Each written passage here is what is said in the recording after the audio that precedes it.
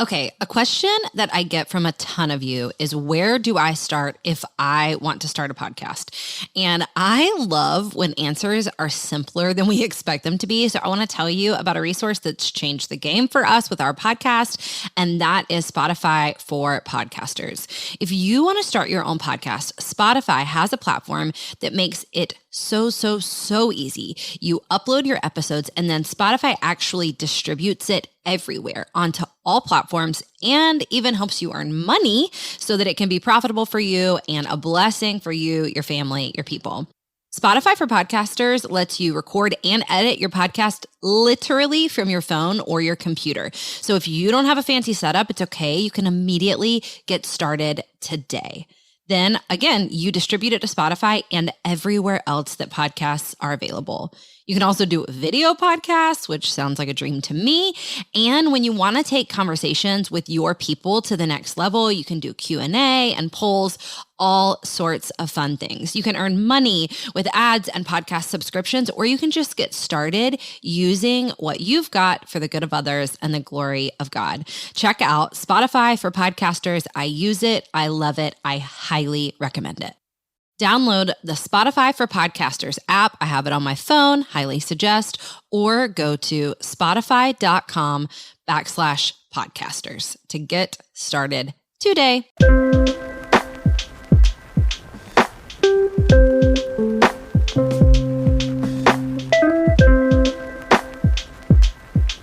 Hi, I'm Jess Connolly, and you are listening to the Go and Tell Gals podcast. We exist to equip and encourage kingdom women who are using their God-given gifts for the good of others and the glory of God. If you are a mom, a student, an artist, a doctor, we are hoping that this episode will leave you encouraged and ready to run. We're so glad you're here. Let's go. Welcome to the Go and Tell Gals podcast. I have made a preparation mistake at the top of this episode. Hi, I'm Jess Connolly. I'm Anna. And we are a part of Go and Tell Gals. And we're in the middle of a series called Life Planning for Real Women. Today's episode is on preparing. Which wardrobe I've done bad today. I wore a windbreaker. Not a good idea when you're recording a podcast. Okay, I want to ask this question at the top. Anna, you are a very chill girl. Yeah, I like to think so. I would say laid back isn't the right word, but composed. Oh, thank you. You're very composed. Is there anything that you lose your composure about? In a happy way or in a sad way? Happy way. When the Jonas Brothers released new music. That's true. There is no chill when that happens. Don't even get me started if they announce a tour. I can't wait. That's like the T Swift concert mania. Yeah. Also, if I have a big trip, I have no chill about a trip. Okay. I'm gonna get my outfits laid out in advance.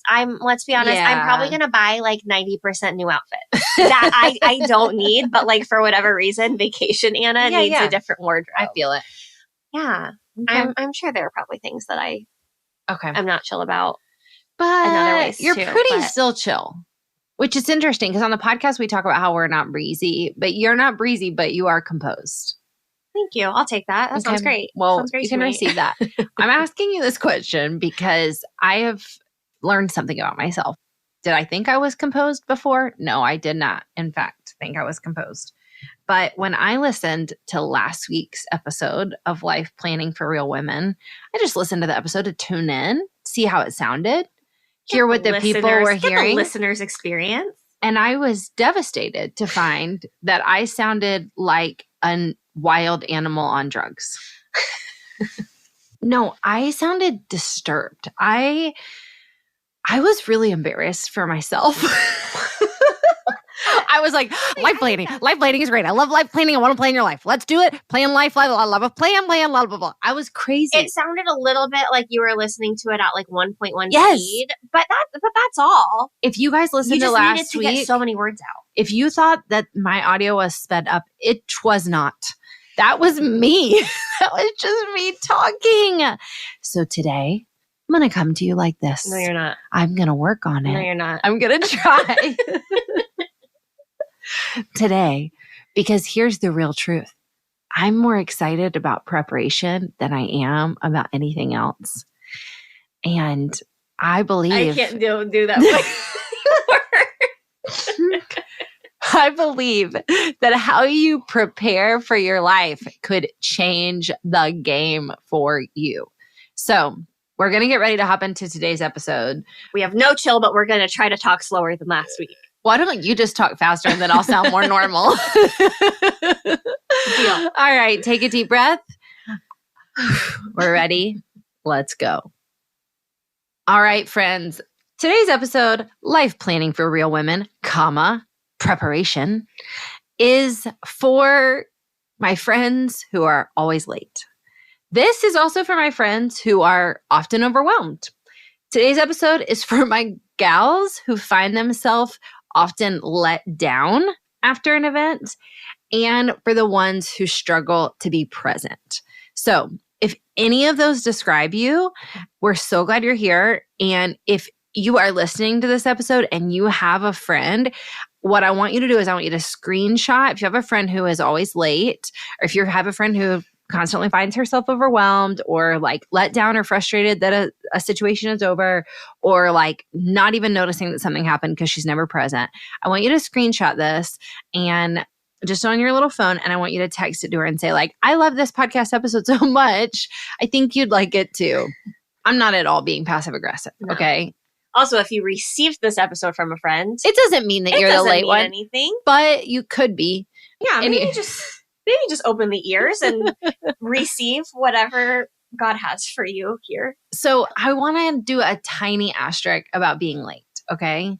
So something that we talk about in our office, that at least two of us are the kind of girls who seem like we're late but never are. And that's me and Emily. Do you get this vibe about us? Have you heard us talk about this? Mm-mm. Well, I said it about Emily first, and then I was like, but actually, I kind of feel like I have that vibe too. Like, I seem like I come in late, but like really, I've been thinking about getting there on time for 2 days. Do you feel that? Or are you like, no, Jess, you're late? Only sometimes. I will say, okay, let me say this. I'm just always very on time. You are very on time. As it pertains to lateness and on-timeness, it's a sliding scale, right? Yeah, because absolutely. In some relationships, I'm the person who's always on time. And in some scenarios, I'm the person who's always on time. With work, I feel like I have some arbitrary time shifting. Like I feel really comfortable being the one saying like, I'm going to start that 15 minutes later. That's fair. Because it's kind of mine to start 15 minutes later. You know what I'm saying? So it's like, if I'm the one recording the podcast, if I'm the one, blah, blah, blah, blah. Leading the meeting. Right. I feel a little bit okay being like, okay, we're going to take a deep breath. You know, if I'm not in charge, which is many areas of my life, I don't feel like I can be late. Let me give you an example. I've never been late to a workout class ever. You know what I'm saying? Yeah. Like I'm going to show up. I respect the start time. Yeah. But what I'm telling you is this is not a passive aggressive podcast for all the people in my life who are late, but it is me coming toward them with compassion and saying, I think I could help you. Yeah. And I think you'll feel better. But again, it's not just about being late to things. It's for those of you who are like, I don't ever think about an event before I get there. And then either the people overwhelm me or the actual event overwhelms me or how I feel and didn't think I'd feel overwhelms me or what happens or the noise. Again, it's for those of us who like get overwhelmed and kind of have to retreat. All of these, I pray, are going to be tools that help you be more present. So I just want to say right up front, why does it matter that we prep well for our lives? For me, the number one answer is that preparation and preparing for our lives helps us be more present. Yeah. And I just don't want to live like asleep, and I don't want to live distracted, and I don't want to live my whole life being like, oh my gosh, what happened to February? Who even knew where it went? I want to know where February went. I want to have had my eyes wide open to it. So the number one reason I would say it matters is because preparation makes us more present. The other reason I just want to say is because I do feel like it helps us love people well. Yeah. You know, I feel like it helps us love us well, our own souls well, but I also feel like it helps us love other people well, whether that's our kids or our spouses or the people we work with, etc. The other huge banner over this episode that we need to talk about is this. And this is actually, I want to hear from you, but I actually think people don't know this. You need margin and you need preparation time built into your life. I feel like you and I have definitely had a conversation about this before, but there are people who would say, okay, if I have a meeting at 10:30 online, let's say it's on Zoom. If I have a meeting at 10:30 on Zoom, I'll open my laptop at like 10:28, and that feels fine for me. But they're not thinking about how long it's going to take to open Zoom and where they're going to find their notes and do they want a cup of coffee before. And so they're always about 7 minutes late and confused about what's happening. Open Zoom and it gives you that weird message about needing to update. Yeah. Or maybe some of you guys, and again, coming toward you with a ton of compassion, that like you always underestimate how long it takes to get dressed or how long it's going to take you to post on social media or how long it's going to take you to drive somewhere. And then I would say there are women like you and I who maybe overestimate that. And I would even say what my family would say is I overestimate it to like our detriment. Because I'll take things off our schedule and off our plate because I'm like, sorry, we don't have the time. We can't do that. We can't do 7 things. And then they'll be like, well, we actually can. Yeah. I like my life follows that meme that's been circulating about once you reach a certain age, you can only have like one activity planned a day. Like it's like if you have a doctor's appointment at a certain time, there's nothing else. Or if you have a dinner with a friend scheduled, there's nothing else. 100%. Because for me to plan for it well, I need to have some margin in there. 100%. And some of that is pregnancy too, which I keep telling you, I think you need to give yourself a big dose of grace about. You're planning for 2 also. A little bit.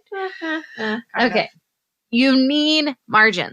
I'm just going to tell you across the top, probably for most of us, we need to start building time into our schedules to transition well, to transition our minds, to transition our hearts and our emotions, but most often to transition our bodies. Like our bodies just need transition time. And so last week I had a few of you, I hope many of you, do a time audit. And if you did that, I wonder if you noticed this. I wonder if you noticed that like you might have assumed like, oh, I'll be done with my exercise at 9:30 and I'll start, work right at 10. And then you realize like, oh, I actually need to like change or shower or make a smoothie, etc. So you need margin. But to figure out what kind of margin you need, I really just have 4 questions I want to encourage you to ask. So I'm going to go through these and then maybe as we go, Anne, you just tell me if you have any thoughts about these. Okay. Here's the first question that I think is going to change many of our lives if we'll actually ask it before days, before events, before trips, just before our week even sometimes. And that is, number 1, how do you want to feel when this is over? How do you want to feel when this is over? Another alternate version of this question is, how do you think you'll feel when this is over?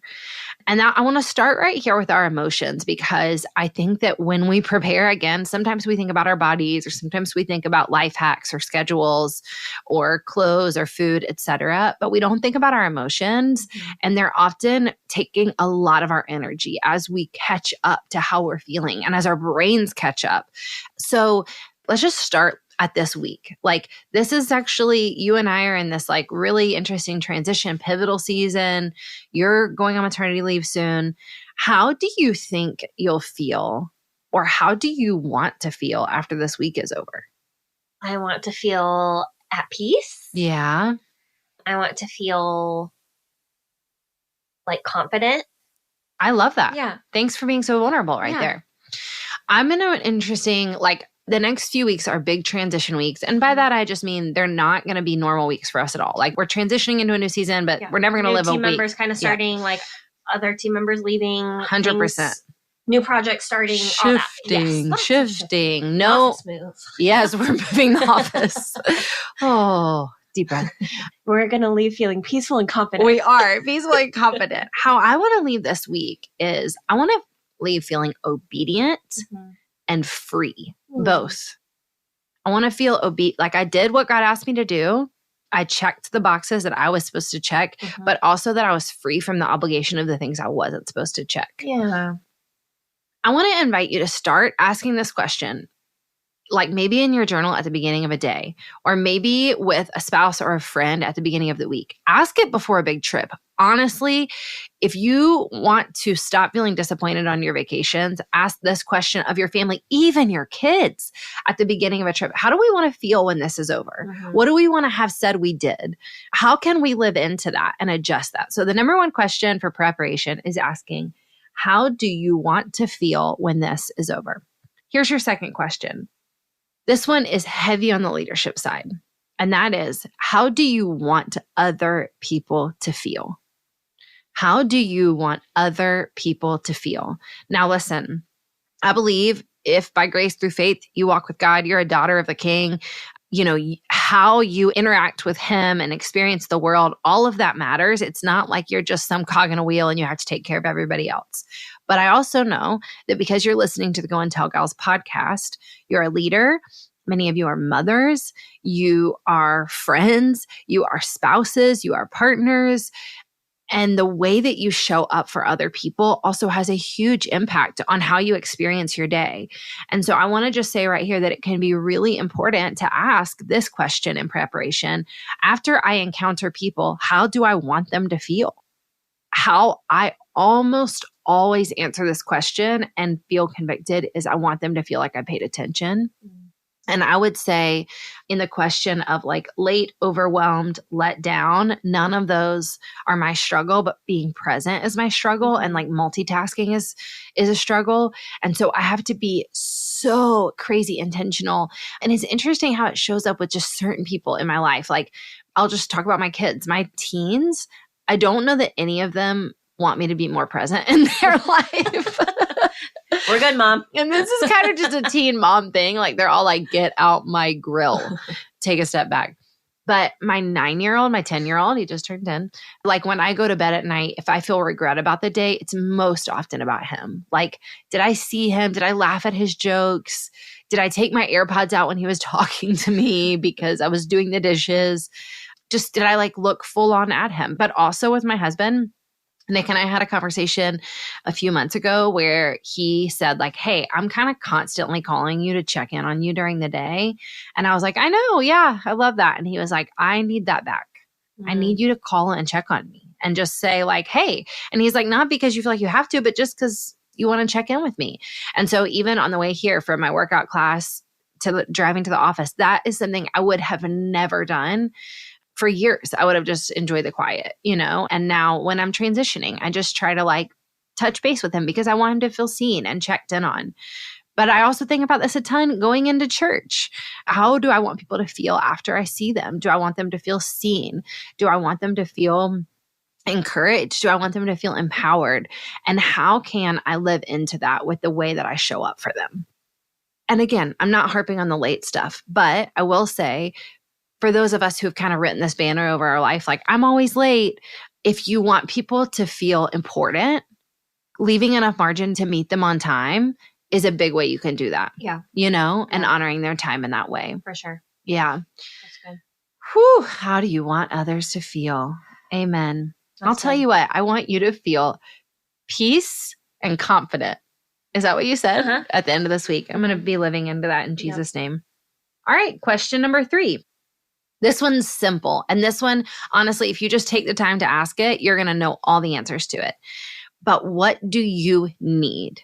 What do you need? So going into a day, going into a week, going into a trip, going into an important moment, going into a family night, going into anything, what do you need? What are the specifics of what you need? So this for me is some of the just like cornerstones of, do you need to charge your phone? You probably do. You probably do need to charge your phone. Maybe just asking the question, what do I need? Are you going to need some water before you go to that workout class? In the workout class? In the workout class? Do you need, what are some other examples of just thinking through what you need on a day-to-day basis? Is there a certain journal or calendar that you're going to need to have with you? Do you need a pen before you go into church because you're always finding yourself asking for one to take notes? This is like a highly logistical thing, but something I think through is, are you going to need to wash your hair? You know, I don't wash my hair every day. Yeah. And if I'm going to do that before an event or before something, I need to buffer time in to do that. Listen, this is a shout out right now for our free webinar on May 1st, which we are having. You need to mark your calendar. You can sign up in the show notes of this podcast. In the free webinar, I'm going to talk through planning your weeks and planning your days. And you are going to find out that I for sure write in my calendar when I'm going to wash my hair. I know I'm going to shower every night, but I have to schedule when I'm going to wash my hair.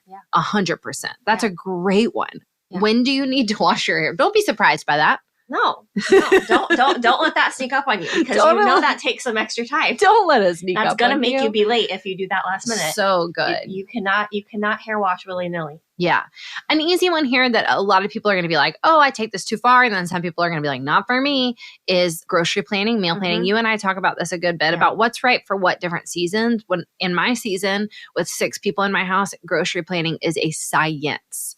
I always know what we're going to eat. I always know what the kids are going to have for lunches. And I always know we're going to prep the meals because we just don't have a lot of margin to do it. But I've told you when I was in the season you're in, like, about to have my first baby and even after having my first baby, it actually was sometimes more affordable to just go to the grocery store every day. Yeah. And that's kind of what I'm doing right now. Because also even like energy wise, there have been many times where I've been like, I'm crushing it Sunday afternoon. I do all my grocery shopping. I get all my stuff.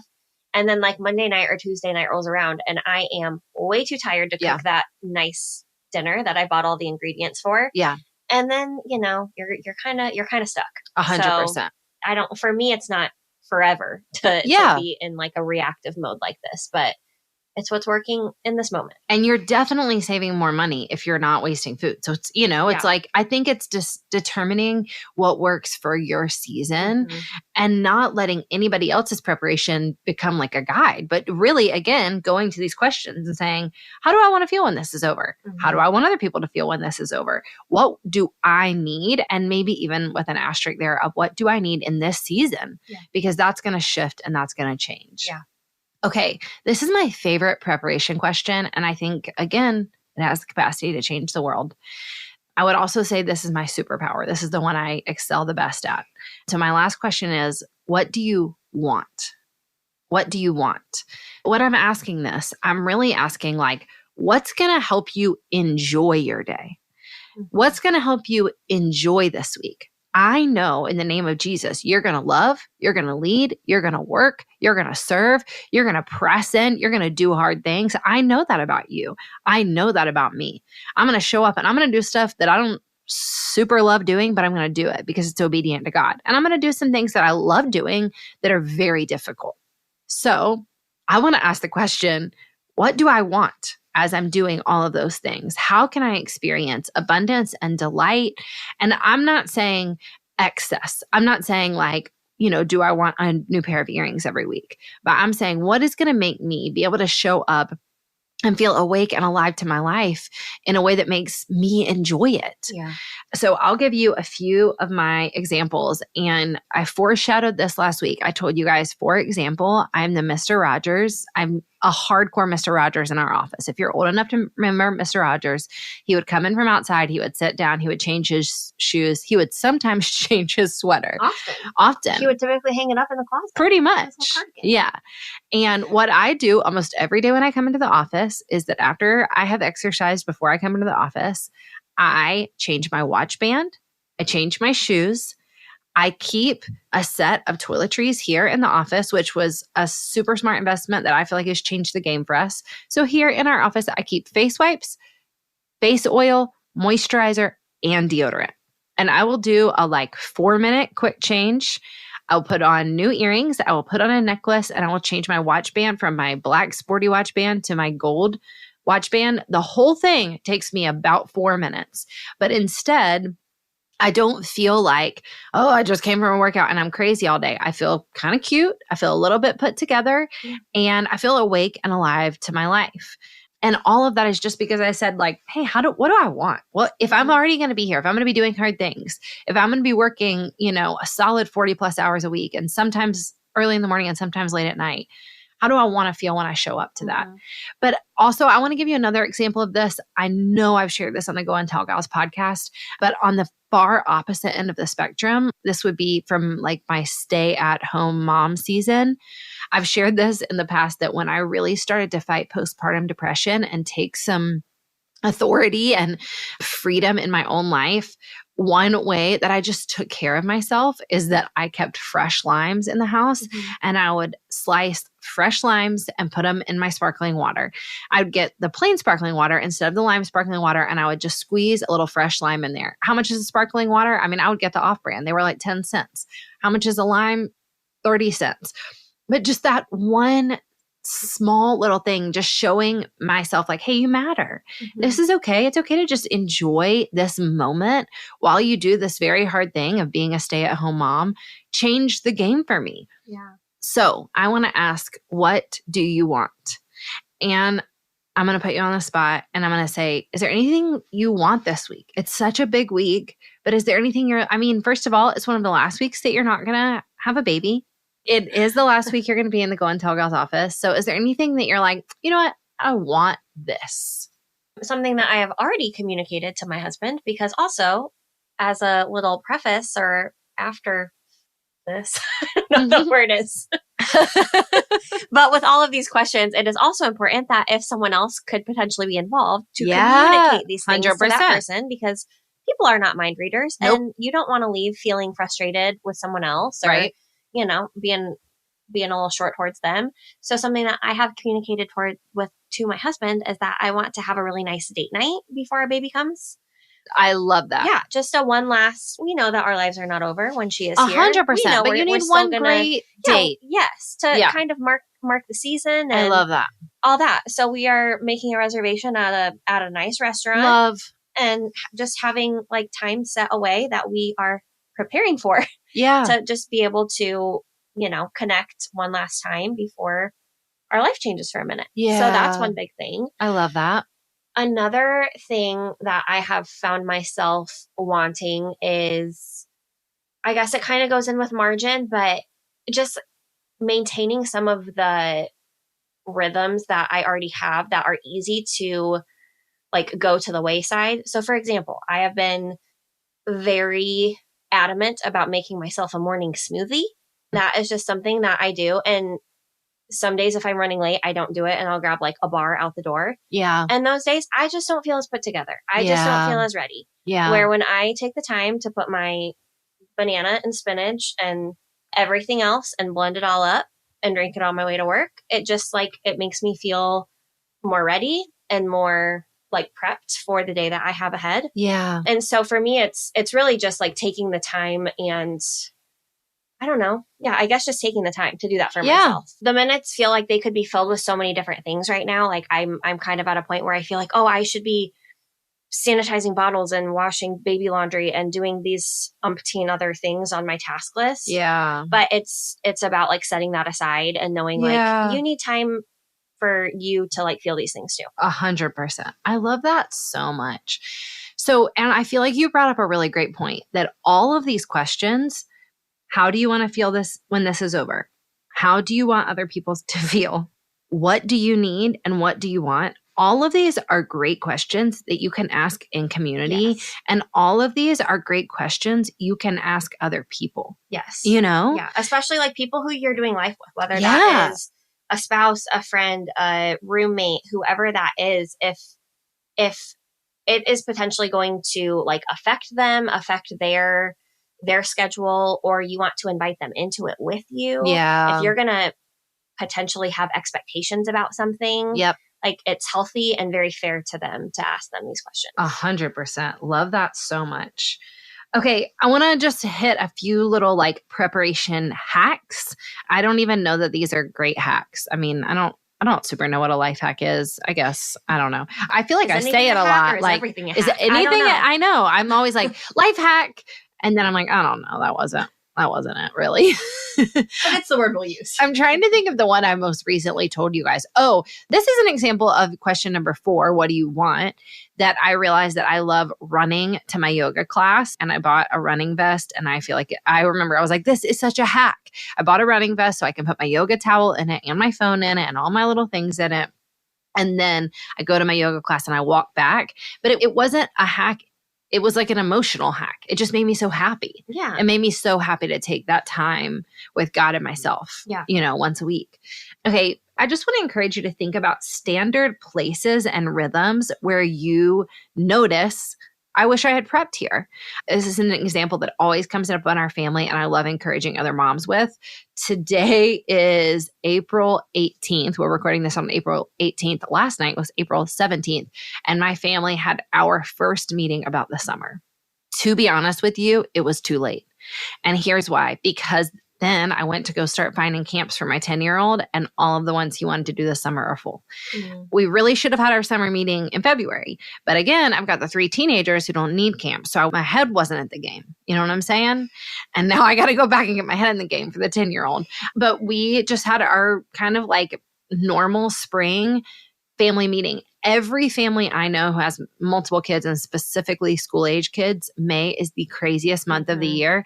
And so with my entire family, with my 10-year-old, my 15-year-old, my 16-year-old, and my 14-year-old, and my husband, I airplayed my calendar onto the TV, and we went through the month of May day by day by day. And we just talked about it.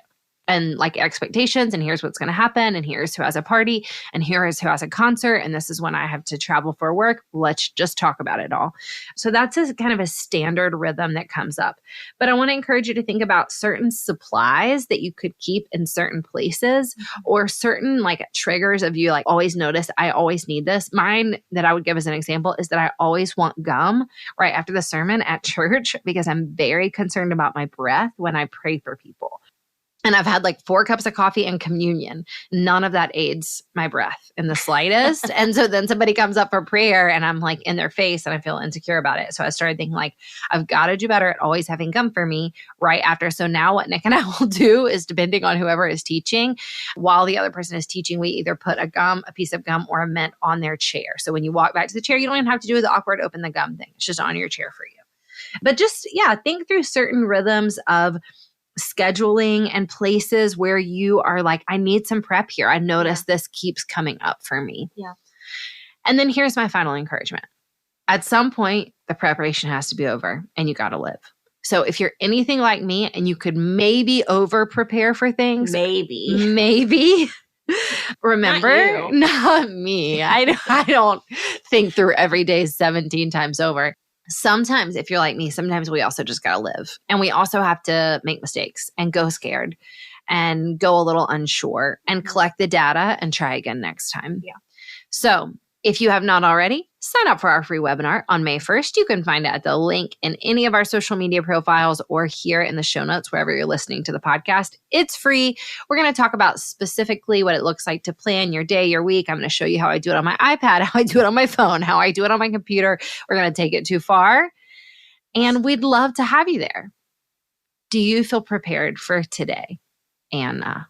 I think I do. You want to know why? Because yesterday we put together an agenda for the whole day. We did.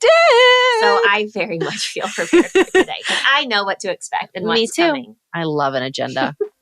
All right. We love you, friends. We're so proud of you. God is mighty in you. Let's go. Thanks for joining us for today's podcast episode. If you have a minute, we would be so blessed if you would take a minute to leave a review wherever you've listened to this podcast. You're also welcome and encouraged to share this on Instagram, Facebook, wherever you use social media. We'd also love to hear from you. DM us on Instagram or send us a message on Facebook, shoot us an email. We love to connect with you to hear how we can encourage you and further equip you. God is mighty in you. Let's keep going.